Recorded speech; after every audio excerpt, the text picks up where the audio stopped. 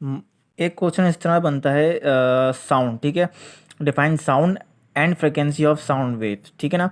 तो ये क्वेश्चन आ सकता है पेपर के अंदर कि साउंड को डिफाइन करें और फ्रिक्वेंसी ऑफ साउंड वेव्स ये क्या चीज़ें हैं। इसके अंदर एमसीक्यूज बन सकते हैं, क्वेश्चन आंसर बन सकते हैं, शॉर्ट आंसर बन सकते हैं, लॉन्ग में भी आ सकता है ये। तो आपको लिखना कैसे और ये साउंड क्या चीज़ है, ये चीज़ें क्या है, वो मैं आपको बता रहा हूँ। सबसे पहले आपको हेडिंग डालनी है साउंड की, ठीक है, और आपको ये डेफिनेशन लिख देनी है। तो आपने ये डेफिनेशन लिख देना है, sound is a longitudinal wave and it's travel through medium of compression and rarefaction. देखो साउंड क्या है बेसिकली, जो मैं भी आपको बोल रहा हूँ ये भी एक तरह से साउंड है ना।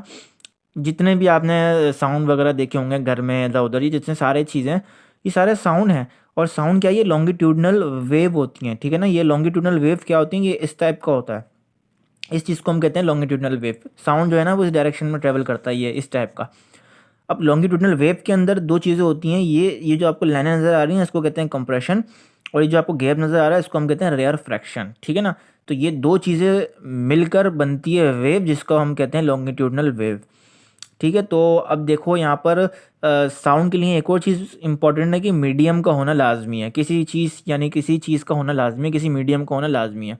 यानी कि हम जो है अगर फॉर एग्ज़ाम्पल हम जो है कहीं भी एक जगह पे, फॉर एग्ज़ाम्पल हम कराची में किसी भी एक इलाके में हम एक धमाका कर देते हैं, ठीक है। हमने फॉर एग्ज़ाम्पल कराची के एक गुलशन इकबाल में एक धमाका कर दिया, तो उस धमाके की आवाज़ जो होगी वो कहाँ कहाँ तक जाएगी, तो वो पूरे कराची में तो नहीं गूंजेगी, वो सिर्फ उतने तक गूंजेगी जितनी जहाँ तक रेंज है, यानी कि जितना उसका मीडियम प्रोवाइड हुआ है।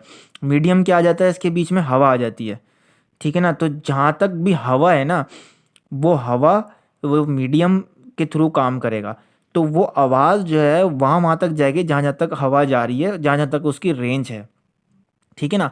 उसके बाद ऐसा नहीं होगा कि गुलशन इकबाल में धमाका हुआ और आवाज़ लांडी तक सुनाई दे रही है, नहीं, ऐसा नहीं होगा।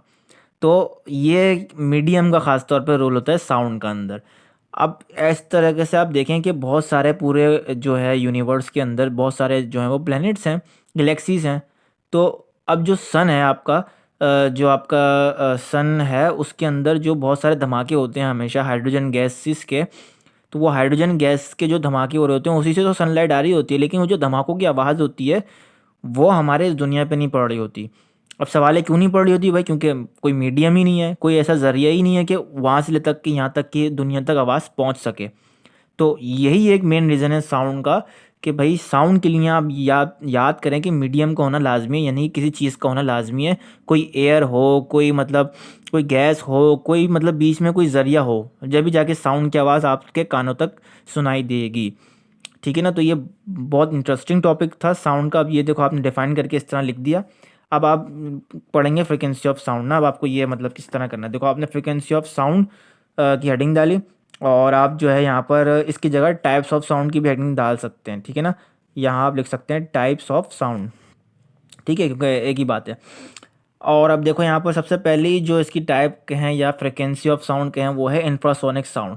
अच्छा, इंफ्रासोनिक साउंड क्या होता है भाई, हम जो है ना इसको can not here by air, या आप जो है ना अपने कानों से नहीं सुन सकते इसको। ये मतलब बहुत ही लो होता है, बहुत जो होता है ना बहुत लो होता है, इसको आप सुन नहीं सकते, इसकी फ्रिक्वेंसी बहुत लो होती है, यानी कि लेस देन होती है 20 हर्ट्ज से, ठीक है। 20 हर्ट्ज से अगर लेस देन होगी, कम होगी, तो आप कोई भी साउंड को नहीं सुन सकते, ठीक है ना।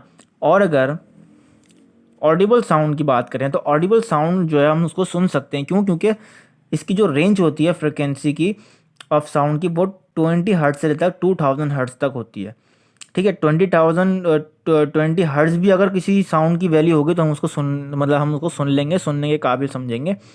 लेकिन अगर इससे कम होगी तो हम नहीं सुन सकेंगे। लेकिन अगर इससे ज़्यादा होगी यानी कि 2000 तक होगी तो हम इसके दरमियान की हर साउंड को हम सुन सकते हैं, ठीक है। इसके अलावा तीसरी जो चीज़ होती है वो होती है अल्ट्रासाउंड। अच्छा भाई, ये जो होती है भाई इसको भी हम सुन नहीं सकते, ये हमारे कान के पर्दे फाड़ देती है, बहुत तेज़ होती है भाई, बहुत तेज़। तो ये देखें इसका जो होता है ना, ये होता है ग्रेटर देन होता है 2000 हर्ट्ज से भी ज़्यादा इसकी आवाज़ होती है, और ये कान के पर्दे फाड़ देती है ऑलमोस्ट, इसको हम नहीं सुन सकते, ठीक है। तो तीन फ्रिक्वेंसी ऑफ साउंड हो गई, एक हो गई आपका इंफ्रासोनिक, दूसरी हो गई आपकी ऑडिबल, और तीसरी आपकी हो गई अल्ट्रासोनिक। तो तीन जो है फ्रिक्वेंसी ऑफ साउंड यहाँ पर होती हैं। तो इस तरीके से आपको लिखना है और ये आपका पूरा क्वेश्चन यहाँ पर इसमें कवर भी हो जाता है।